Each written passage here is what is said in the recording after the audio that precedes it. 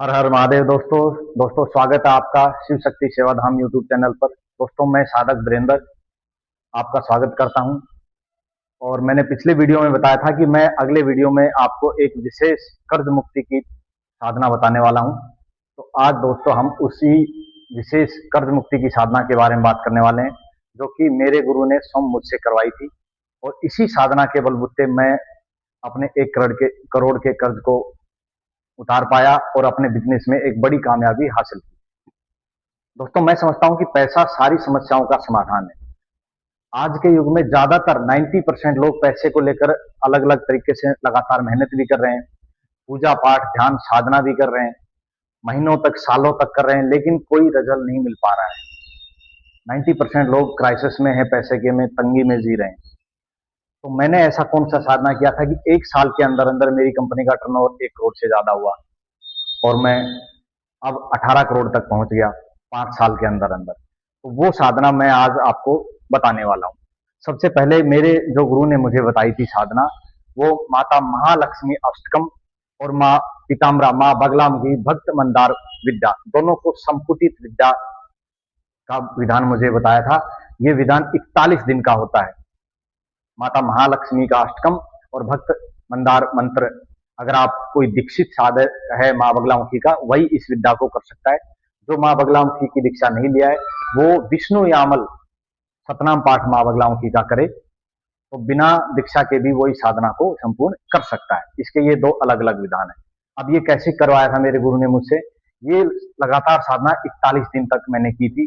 रात को 9 बजे से 2 बजे तक ये साधना संपूर्ण होती है। 41 दिन तक लगातार करने के अंदर अंदर मेरा माइंडसेट चेंज हो चुका था।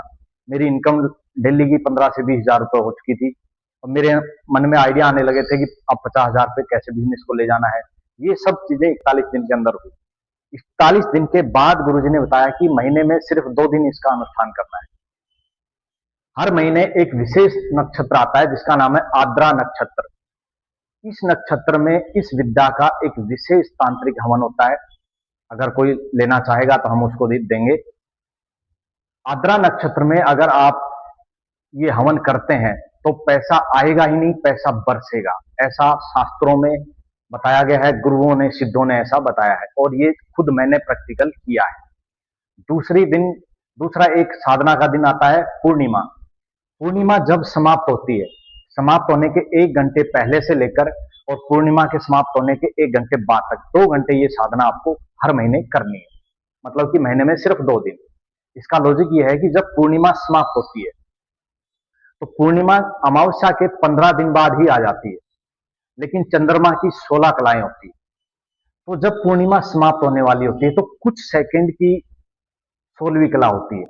और ऐसा शास्त्रों में लिखा है और सिद्धों ने ऐसा बताया है गुरुओं ने कि 16वीं कला में अगर आप कोई अच्छी मनोकामना लेकर कोई साधना करते हैं तो वो तत्काल फल देती है और कई गुना फल देती है। इसका अनुभव मैंने खुद किया है। इस साधना से मतलब कि इतना जो फायदा होगा कि आप अंदाजा नहीं लगा सकते और आपके आसपास के पड़ोसी लोग भी अंदाजा नहीं लगा सकते कि आप वहां तक जा सकते हो।